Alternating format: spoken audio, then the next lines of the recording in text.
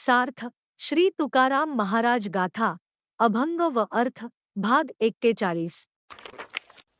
अभंग क्रमांक 141 दया तिचे नाम भूतांचे पाळण अनेक निर्दण कंटकांचे एक धर्म नीतीचा हा ऐकावा व्यवहार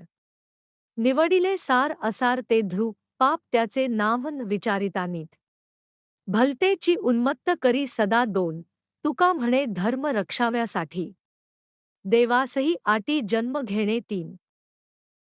अर्थ सर्व जीवांचे पालन करणारी आणि दृष्टांचे निर्दाल करणारी जी आहे तिचे नाव दया आहे धर्मनीतीचे अवलोकन करून मला योग्य आणि अयोग्य याची खूण पटली आहे ते निवडले आहे अनितीने आचरण उन्मादपणा म्हणजेच पाप आहे तुकाराम महाराज म्हणतात अधर्माचरणी लोकांमुळे धर्माचे रक्षण करण्यासाठी देवाला अवतार घ्यावा लागतो